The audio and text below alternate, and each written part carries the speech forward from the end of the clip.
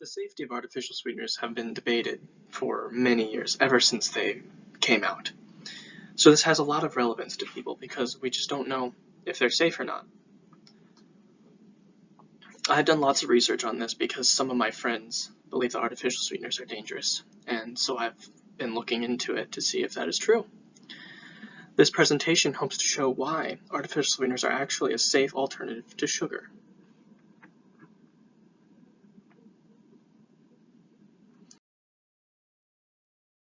So I'd like to start this presentation with how taste actually works, especially with sweetness.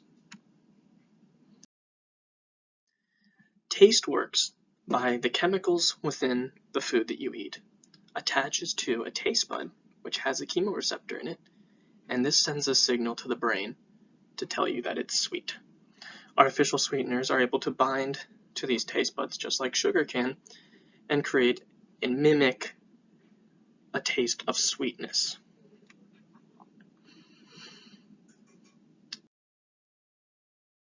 So where does the fears of artificial sweeteners come in? I provided two examples. The first of which being aspartame, which is the most feared artificial sweetener.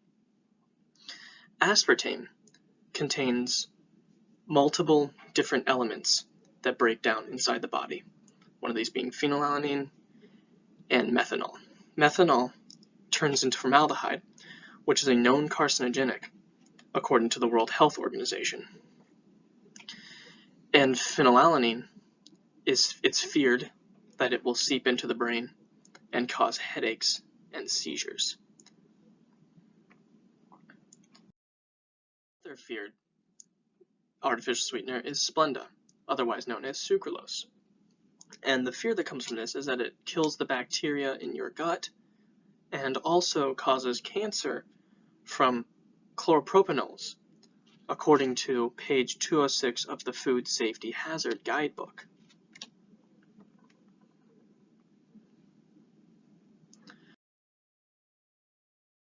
So is there truth behind these fears? Well, for aspartame,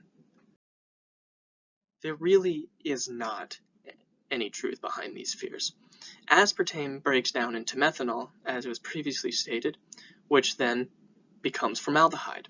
However, this formaldehyde is quickly metabolized in the human body and turned into formic acid or amino acids.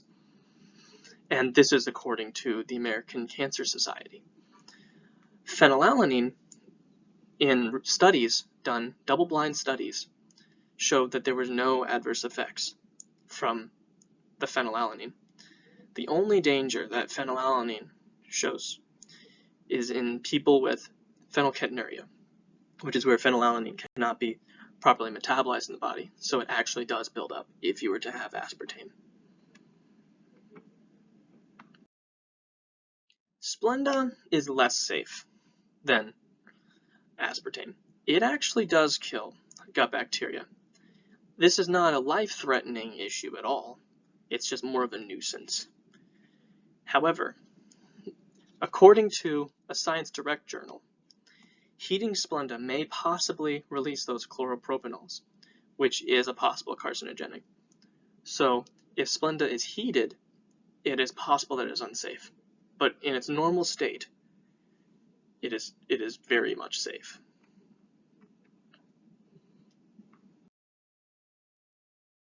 The real danger, though, is sugar.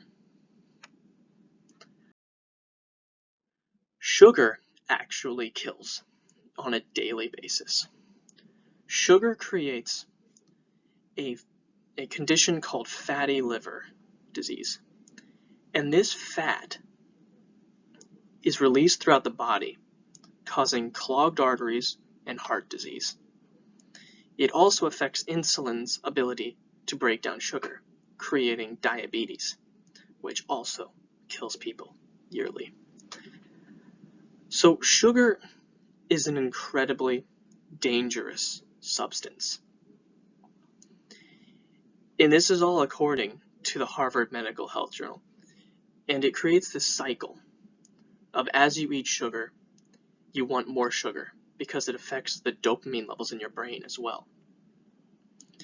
So it becomes addictive, first off, and then it creates fat, and this fat builds up in your arteries and will kill you.